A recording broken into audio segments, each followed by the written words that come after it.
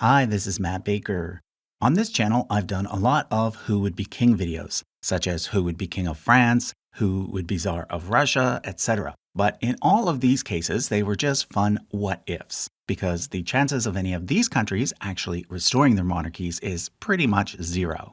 However, these days there is in fact some talk of one particular monarchy being restored, and that is of course Iran, due to the recent uprising there. Although it is still very uncertain as to whether or not the current regime will fall, or even if it does, whether or not the people would want a monarchy again, Iran does in fact have a monarchy in waiting. So today I'm going to share a bit of the history of that monarchy and show you who the current members of their royal family are. But first, if you want to stay up to date with what's happening in Iran, I highly recommend that you sign up for Ground News. It's the website and app that I myself use whenever I want to see how important events are being covered in the media. You see, for every breaking story, they give you access to dozens, sometimes hundreds of different sources, so that you can compare how things are being reported in different locations, as well as on different sides of the political spectrum. For example, when it comes to the situation in Iran, Ground News recently gathered hundreds of articles about the emergency UN meeting in which the US warned Iran that all options are on the table. Using the app, you can see how left-leaning news outlets were more likely to focus on the human rights violations taking place, whereas right-leaning outlets were more likely to focus on the US's role in solving the problem.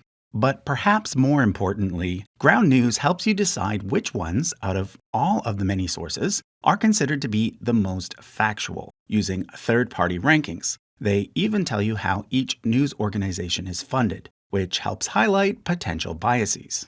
And they do all of this with easy-to-understand charts. So, as you can probably guess, I really like Ground News. So don't wait. Subscribe now by going to ground.news/charts or by using the link in the description or pinned comment. Be sure to use my link so that you can save 40% off unlimited access to their Vantage plan. Again, that's ground.news/charts.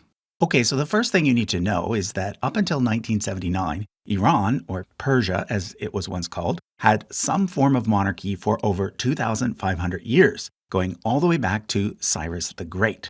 That's a really long time, so I won't be going back that far. At least not in this video. Instead, I'm going to start around 500 years ago with Ismail I of the Safavid dynasty. The Safavids rose to power around the same time as the Ottomans, and are notable in that they were the first Persian dynasty to rule Persia since before the Islamic conquests. So basically, after around 850 years of either Arab or Turco-Mongol rule, the Persian monarchy was finally once again Persian. They, as well as all subsequent monarchs, thus used the title Shah, which is the ancient Persian word for king or emperor. The Safavids reached their peak during the reign of Abbas the Great, who helped solidify Shia Islam as the main religion of Iran, a situation that continues to this day. In total, the Safavids reigned for around 230 years, although near the end, most of their territory was lost to the Afghan Hotaks, as well as to the Ottomans and Russians. But then came the slave-turned-general Nadir Shah, who conquered it all back, plus a little more. He established a new dynasty, but one that did not last long after he himself was assassinated. Next came the Zans, but they were quickly replaced by the Kajars, who moved the capital to Tehran and ruled for the entirety of the 19th century. Within the Kajar family tree, you might recognize these two princesses, because they went viral in this century as examples of how beauty standards are constantly changing. But it was their brother, Mozaffar ad-Din, who truly made a mark on Iranian history. Just prior to his death, he approved of the country's first ever constitution, which involved the creation of an elected parliament. However, when his son, Muhammad Ali, became Shah, he reversed course, ushering in a brief period known as the Minor Tyranny. But after just 1 year, pro-constitutional forces were able to depose him in what's called the Triumph of Tehran, replacing him with his son Ahmad, who at the time was just 11. But Ahmad was weak and allowed foreign powers like the UK and Russia to basically do whatever they wanted. Thus, in 1921, there was a coup, in which a military leader named Reza Khan basically took over. First taking the title of prime minister, but then in 1925 being declared the new Shah. By this point, he had adopted the surname Pahlavi, chosen because it was the name of a language spoken in the region in ancient times. He helped modernize the country and is the one who first encouraged diplomats to use the name Iran rather than Persia. This was important because not all Iranians are ethnically Persian.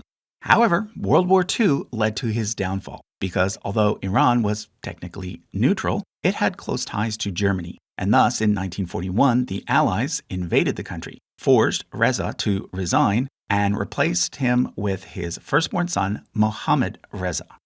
Mohammad Reza reigned for 38 years, during which time he continued his father's modernization of Iran, launching his White Revolution in 1963. Take note that the word white in this context has nothing to do with race, but was rather chosen to symbolize the peaceful nature of the changes.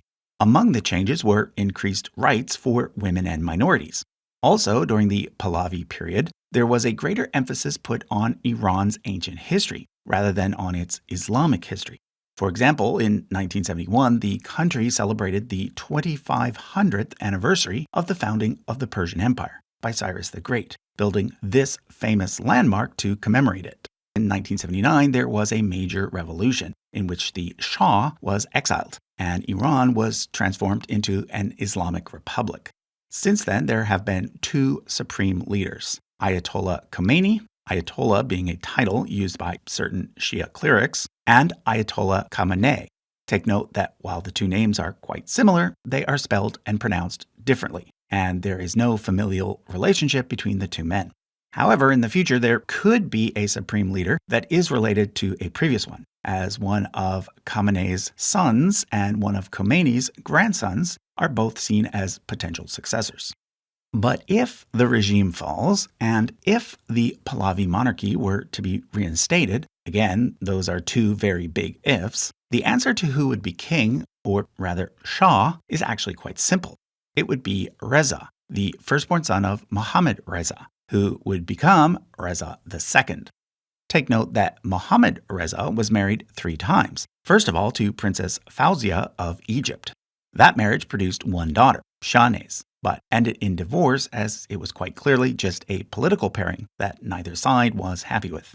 The Shah's second wife was Soraya, the daughter of an Iranian diplomat.